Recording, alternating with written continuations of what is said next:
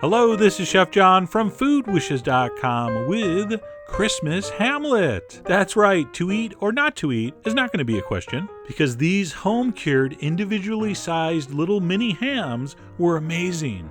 Less fatty, less salty, all natural, and of course, super cool looking. So let me show you how to do these.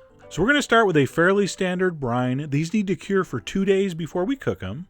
So we're going to take some kosher salt, some brown sugar, some allspice, some ground cloves, and some freshly ground black pepper. I'm also going to add a couple teaspoons of liquid smoke, and then about a cup of boiling water just to give that stuff a little head start dissolving. So give that a stir, set that aside, and then we're going to go over to the blender to get our nitrates ready. So we're going to put a couple cups of chopped celery in the blender. Celery contains naturally occurring nitrates, and basically that's one of the things that makes ham taste like ham and not pork chops. I'm also going to throw in half an onion and a few cloves of garlic.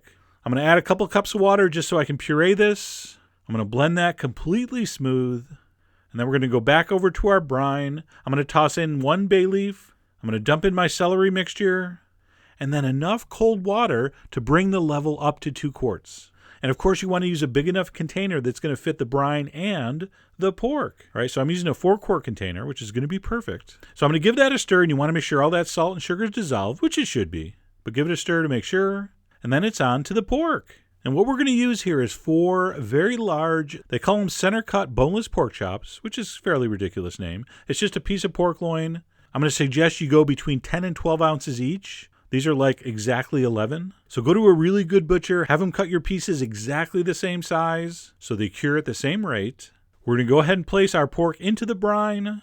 We're going to cover that tightly, and we're going to brine this for 2 days. All right, so we're going to pop that in the fridge for 48 hours. In the meantime, we can make our brown sugar mustard glaze. Don't rush, you got 2 days. And all that's going to be is some brown sugar, some Dijon mustard, and a little bit of cayenne. And you're just going to mix that up, and you're going to end up with this kind of thick paste, which is exactly what you want. And that is ready.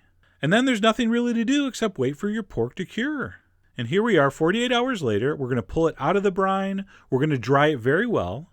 You don't want to be working with wet Hamlets. And then we're going to do some knife work. So take your sharpest knife, turn it up on the side that has the fat, and make some very shallow cuts, just barely cutting down to the meat. And you could trim that right off, but this is so lean, I hate to lose any of the existing fat, okay? So I'm going to leave it on there. And then we're going to turn it like this, and we're going to take our knife, and we're going to make, I don't know, about every 1/2 inch, a 1/4 inch slice into the meat.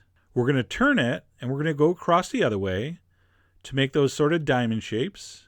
And it's those cuts after this is cooked and glazed that's going to make it look like a little ham. It's going to be adorable. So once your ham is cut, we're going to go over to the stove, and we're going to brown these in a little bit of oil on high heat. And we don't have to get these really brown. We just want a little bit of caramelization on there. So go ahead and brown those for a couple minutes per side. And by the way, you do not need to season these. The brine took care of that. And once both sides are browned, we're going to make sure we finish with the cut side up. We're going to take a nice big spoon of our glaze, and before this goes in the oven, we're going to spread that over the top. I'm also going to poke in a couple whole cloves. It's going to give it a little extra holiday hammy flavor and a beautiful aroma as they roast.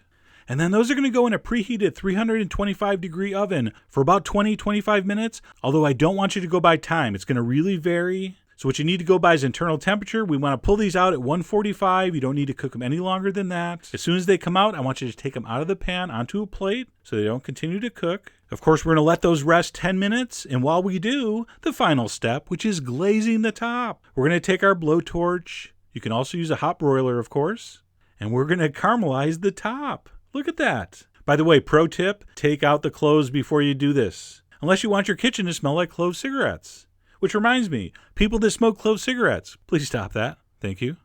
And once those are glazed, you're ready to serve. Check it out. Christmas Hamlet. A meal truly fit for the Prince of Denmark. Or is it Sweden? I don't know. I'm not sure. I don't even know why I'm referencing Shakespeare. I don't even know who wrote Shakespeare. But anyway, what I do know, this was incredibly delicious. Just a very, very subtle hint of smoke. Just salty enough, not too salty. Very lean, but didn't seem like it. Moist, tender. I was just thrilled with how these came out. And if you were planning on having ham for the holidays, maybe consider doing this. I think you're going to be extremely happy with the results. So I really hope you give that a try. Head over to foodwishes.com for all the ingredient amounts and more info as usual. And as always, enjoy